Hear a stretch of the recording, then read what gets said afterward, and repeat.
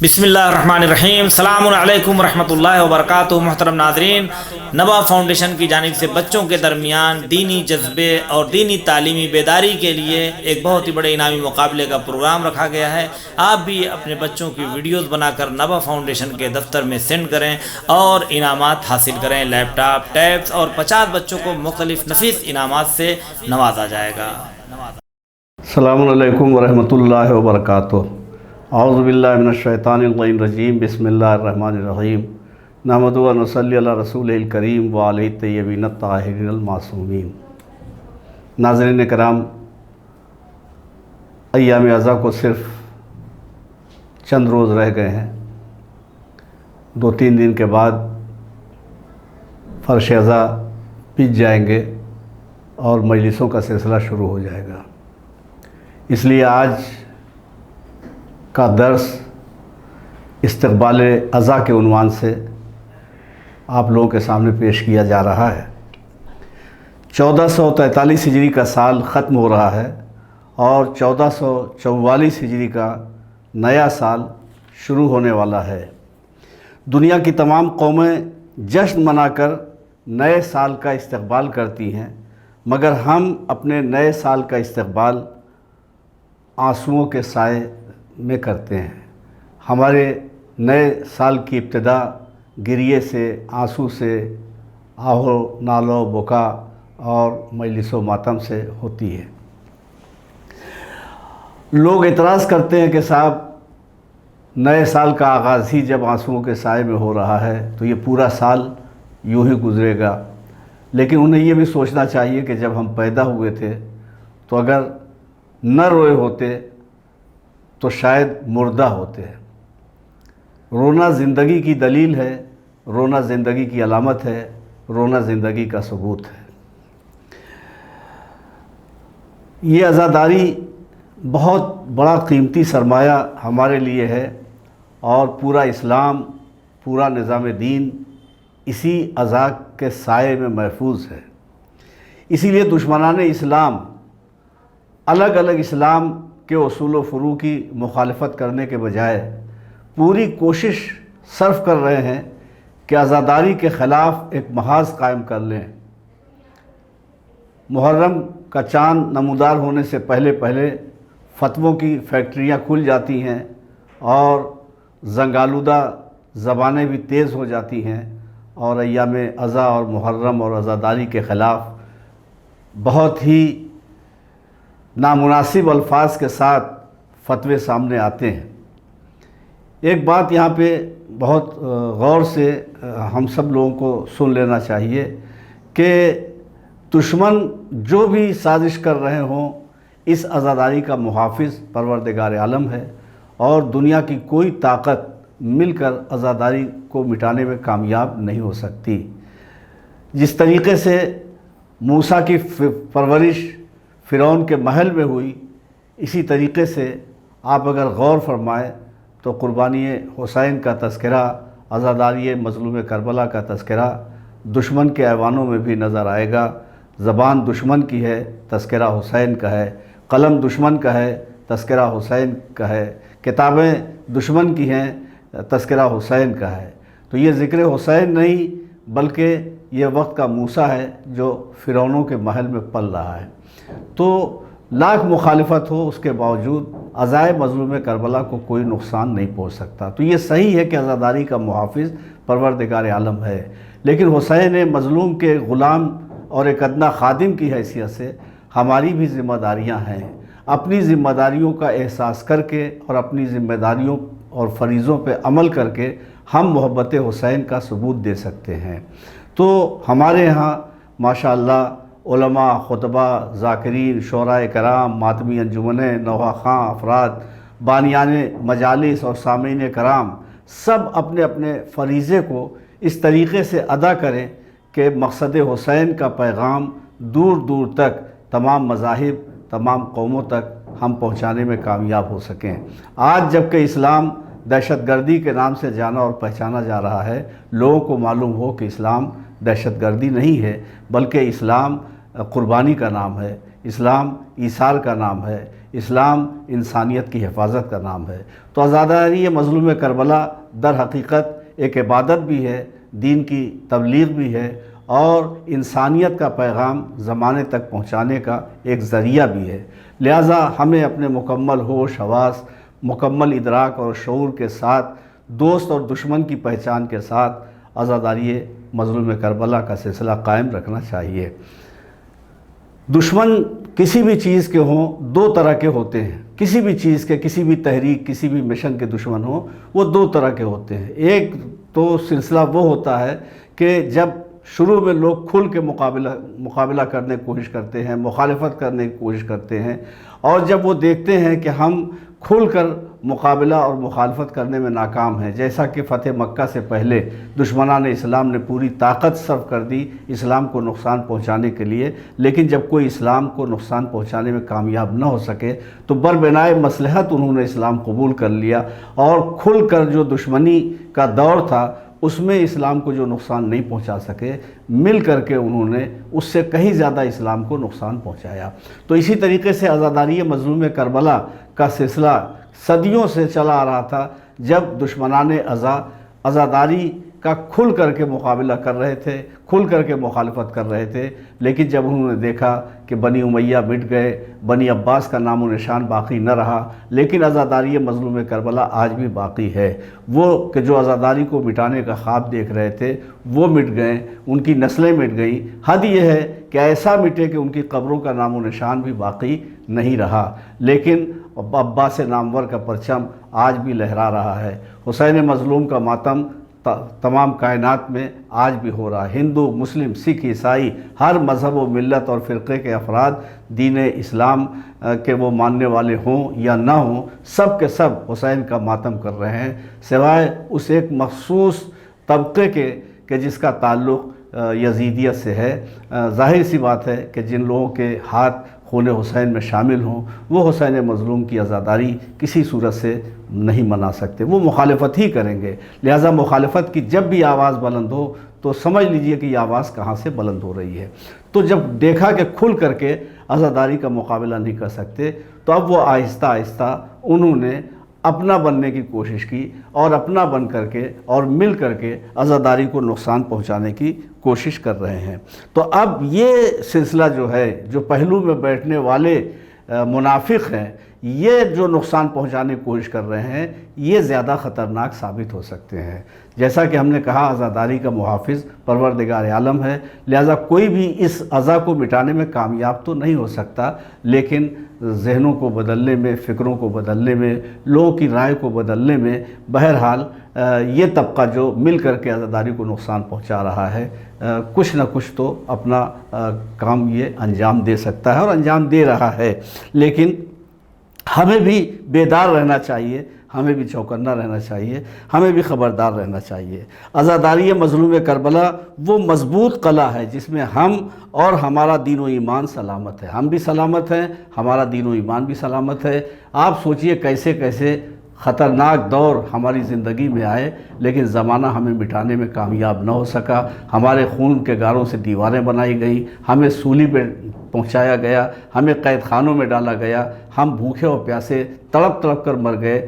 کوئی دوسری قوم ہوتی تو آج اس قوم کا نام و نشان نہ ہوتا، لیکن عزاداری مظلوم کربلا وہ ذریعہ ہے، وہ وسیلہ ہے جو ہمیں باقی رکھے ہے، ہماری نسلوں کو باقی رکھے ہے، ہمارے آباء و اجداد کی محنتوں کو اور ان کے نام و نشان کو باقی رکھے ہوئے ہے۔ لہٰذا عزاداری مظلوم کربلا کو ہمیں ایک عبادت سمجھ کر انجام دینا ہے، ایک فریضہ سمجھ کے انجام دینا ہے، ایک خدمت حسین سمجھ کر انجام دینا ہے۔ یقین کریں کہ اگر ہماری یہ ٹریننگ کامیاب ہو گئی، ہم اپنی اس مشق میں کامیاب رہے تو انشاءاللہ امام زمانہ علیہ السلام کے ناصروں میں ہم ضرور شامل ہوں گے۔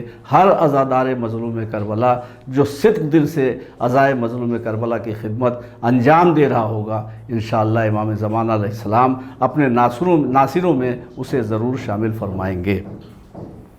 عرصے سے عزاداری کو مٹانے کی کھلی سازشیں ہوتی رہی ہیں، لیکن مسلسل ناکام ہونے کی صورت میں بھیس بدل بدل کر لوگ آ رہے ہیں اور اپنی سازشوں میں مصروف ہیں۔ طرح طرح کے بھیس بدل کر آ رہے ہیں، کوئی بھی روپ اختیار کر سکتا ہے دشمن۔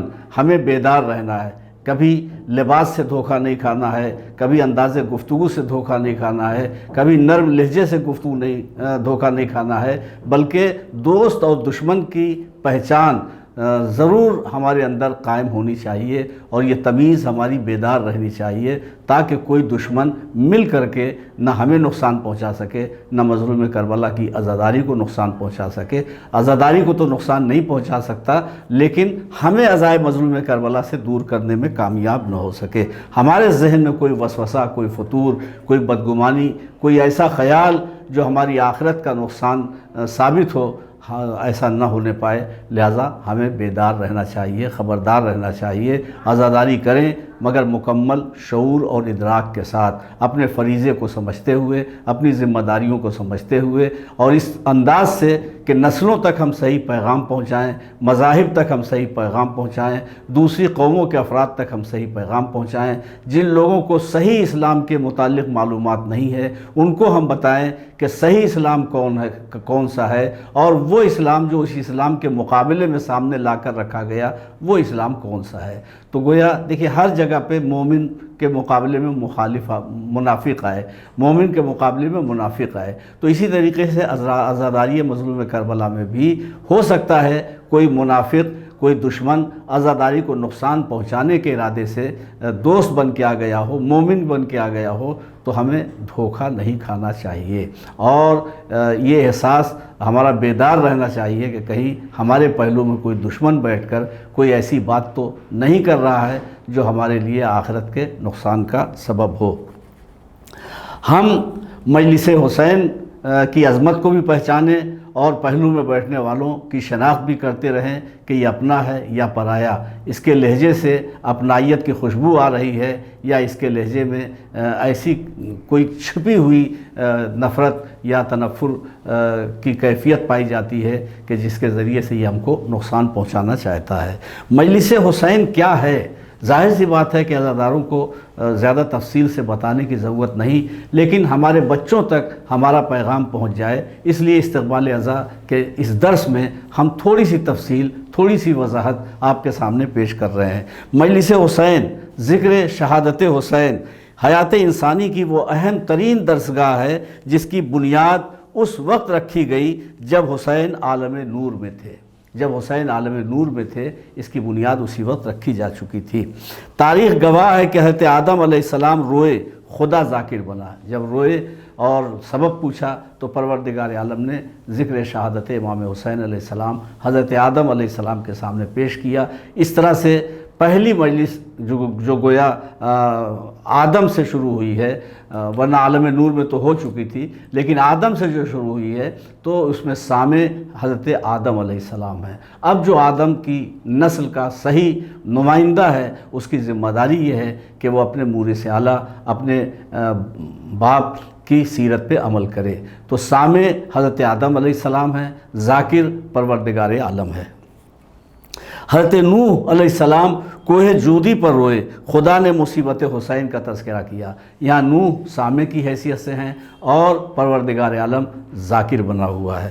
ابراہیم ذبح عظیم کا ذکر سن کر روئے۔ حضرت اسماعیل کے دنبوں نے روز عاشورہ فرات کا پانی نہ پی کر امام کا غم منایا، اور ان انسانوں سے خود کو بہتر ثابت کیا جو شہادت حسین کے بعد بھی عاشور کو غم منانے کے بجائے جشن مناتے ہیں۔ یعنی جانوروں نے قربانی حسین کا احساس کر کے گریہ کیا اور آنسو بہایا، اور آنسو بہا کر کے کون؟ حضرت اسماعیل کے دنبے، حضرت اسماعیل کے جانور، انہوں نے قربانی حسین کو یاد کیا ہے اور وہ روئے ہیں۔ تو گویا جانوروں نے ثابت کیا کہ ان انسانوں سے یہ جانور بہتر ہیں کہ جن جانوروں نے حسین کو یاد رکھا ہے۔ وہ انسان بدتر ہیں جو قربانی حسین کو فراموش کر گئے ہیں، یا قربانی حسین کو زمانے کی نگاہوں سے اوجھل کرنے کی سازش میں لگے ہوئے ہیں۔ اور یہی نہیں، نہ روتے، خاموش رہتے، اپنے گھر میں بیٹھے رہتے، مگر جشن بنا کر کے انہوں نے عاشور کے دن جشن بنا کر کے یہ ثابت کر دیا کہ ان کا تعلق حسین سے نہیں ہے، ان کا تعلق یزید سے ہے۔ اور ظاہر سی بات ہے کہ یہ کھلی ہوئی بات ہے کہ جنت کے سردار امام حسین علیہ السلام ہیں۔ حسین کی عداوت، حسین کی دشمنی کبھی بھی جنت میں نہیں پہنچا سکتی، کبھی بھی جنت میں جانے کا امکان نہیں ہے اگر کوئی شخص حسین مظلوم سے محبت نہیں کرتا۔ حضرت موسیٰ علیہ السلام نے روز عاشوراء کو یوم غم منانے کی ابدی تاکید کی۔ حضرت یرمیہ، حضرت حزقیل، حضرت یسعیہ اور یوحنا حواری نے واقع شہادت کا ذکر کیا۔ یہ وہ غم تھا کہ ولادت حسین سے بہت پہلے تمام انبیاء نے اپنے اپنے دور میں اس غم کو منایا ہے، اور ولادت حسین کے بعد خود سید الانبیاء اور مولا کائنات اور جناب سیدہ اور ام المومنین حضرت ام سلمہ وغیرہ نے اس غم کو حیات حسین میں منایا ہے۔ لہذا اب اگر کوئی کہتا ہے کہ وہ روئیں جو قائل ہیں ممات شہداء کے ہم زندہ جاوید کا ماتم نہیں کرتے، انہیں شرم کرنی چاہیے، انہیں سوچنا چاہیے کہ حسین کو گود میں لیے ہوئے ہیں رسول اکرم، اور ذکر شہادت حسین کر کے خود بھی رو رہے ہیں اور جناب ام سلمہ بھی رو رہی ہیں۔ تو یہ زندہ حسین کا ماتم خود رسول نے کیا ہے، زندہ حسین کا ماتم انبیاء نے کیا ہے، زندہ حسین کا ماتم ام سلمہ نے کیا ہے، زندہ حسین کا ماتم مولا کائنات علی بن ابی طالب علیہ السلام نے کیا ہے۔ زندہ حسین کی شہادت کا سلسلہ جب ستم رسیدہ ماں کی خدمت میں جناب سیدہ کی خدمت پیش کیا گیا تو خود جناب سیدہ روئیں، اور اس کے بعد پہلا سوال یہی تھا کہ بابا جب میرا لال شہید ہو جائے گا تو میرے لال پہ روئے گا کون؟ تو جب رسول نے فرمایا کہ نہ میں ہوں گا، نہ علی ہوں گے، نہ تم ہوگی، تو فوراً یہی کہا کہ کون روئے گا؟ تو رسول نے فرمایا کہ خدا ایک ایسی امت کو پیدا کرے گا جو حسین کا ماتم کرے گی۔ تو بہرحال اگر آپ غور فرمائیں تو مسلسل حسین کا ذکر ہوتا رہا، زندہ حسین کا بھی ماتم ہوا، اور شہادت حسین کے بعد بھی آسمان رویا ہے، زمین روئی ہے، جس پتھر کو اٹھایا جاتا تھا اس پتھر کے نیچے سے خون نکلتا تھا۔ تو فطرت، پوری فطرت کائنات کی جو ہے وہ فطرت کائنات حسین کے غم میں غمزدہ تھی۔ اب اگر کوئی انسان اپنے آپ کو اشرف المخلوقات سمجھتا ہے اور اشرف المخلوقات ہو کر کے بھی حسین کا غم نہیں مناتا تو وہ ان پتھروں سے بدتر ہے کہ جو پتھر غم حسین میں روئے ہیں، جن پتھروں نے غم حسین میں آنسو بہایا ہے۔ ایک اہم ترین مجلس جناب رسول خدا صلی اللہ علیہ وآلہ وسلم نے حضرت ام سلمہ کے گھر میں برپا کر کے اور خاک کربلا جبرائیل امین کی لائی ہوئی دی، ام المومنین سے واقع شہادت امام حسین بیان فرمایا اور ارشاد فرمایا کہ جس روز یہ خون ہو جائے، یہ خاک خون میں بدل جائے، یہ مٹی خون میں بدل جائے، سمجھ لینا میرا حسین شہید ہو گیا۔ صحیح ترمذی جلد 2 صفحہ 218۔ لہٰذا اب یہ کہنا کہ وہ روئیں جو قائل ہیں ممات شہداء کے ہم زندہ جاوید کا ماتم نہیں کرتے، اسے دنیا کتنا ہی بڑا دانشور کیوں نہ سمجھتی ہو، وہ اپنے آپ کو خود ہی کتنا بڑا دانشور کیوں نہ سمجھتا ہو، لیکن نگاہ دین میں، نگاہ رسول میں، نگاہ تاریخ اسلام میں اس کی کوئی اہمیت نہیں رہ جاتی ہے۔ انہیں شاید خبر نہیں کہ ماتم مرداروں کا نہیں ہوتا، انہی کا ہوتا ہے جو حیات جاویدانی کے مالک بن کر انسانی دل و دماغ پر حکومت کرتے ہیں، جس کے غم کی لہریں جتنی دور تک جاتی ہیں ماتم اتنے ہی وسیع پیمانے پر ہوتا ہے، جس کے وجود سے جتنی دور تک لوگوں کو فائدہ پہنچتا ہے، جس کے وجود سے اور جس کے کریکٹر سے، جس کے کردار سے، جس کی سیرت کے ذریعے سے جتنی دور تک اجالے پھیلتے ہیں اور علم اور فن اور ہنر اور انسانیت کی روشنی جہاں تک جاتی ہے اتنی دور تک اس کا ماتم ہوتا ہے۔ مولا کائنات نے بھی امام حسین علیہ السلام کی زندگی میں اس مجلس کو برپا کیا، فرات کے کنارے سے گزر ہوا اور فرزند کے واقعات شہادت کو بیان کر کے اتنا روئے کہ ریش اقدس آنسوؤں سے بھیگ گئی، اور پھر شہادت حسین کے بعد سے اب تک یہ ذکر نہیں رکا۔ رسول کے گھرانے نے اس غم کو منایا، ائمہ ہدیٰ نے مجلسیں برپا کی اور شاعروں سے مرثیہ پڑھوا کر انعامات سے نوازا۔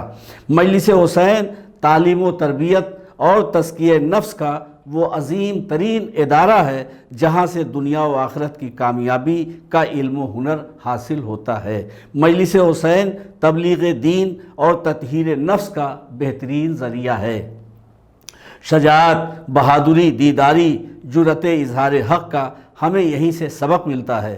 یوں تو ذکر حسین کا محافظ خدا ہے، مگر ہماری بھی ذمہ داریاں ہیں، اور اپنی ذمہ داریوں کو ہمیں محسوس کرنا چاہیے، اپنی ذمہ داریوں پہ عمل کرنا چاہیے۔ ہمیں عزاداری حسین مظلوم سے سب کچھ ملا ہے، ہمیں بھی غور کرتے رہنا ہے کہ عزاداری حسین کے سلسلے میں ہماری کیا ذمہ داریاں ہیں اور ہم اسے کتنا ادا کر رہے ہیں۔ لیجئے ایک ایام ازاں کا، ایک گویا سلسلہ ایام ازاں کا ہم پھر استقبال کرنے کے لیے خود کو آمادہ کر چکے ہیں، اور انشاءاللہ جب یہ ایام ازاں تمام ہوں تو ہماری سیرت سے، ہمارے کردار سے اور ہمارے اٹھنے بیٹھنے، رہن سہن اور لوگوں کے ملنے جلنے سے یہ ظاہر ہونا چاہیے، یہ پتہ لگنا چاہیے کہ عزائے مظلوم کربلا کی خدمت کرنے کے بعد ہماری زندگی میں کتنی تبدیلی آئی ہے۔ ہمارا ہر عزادار اپنی جگہ پہ ایک مبلغ اسلام ہے۔ فقط و سلام، خدا حافظ، پروردگار عالم ہم سب کو سلامت رکھے۔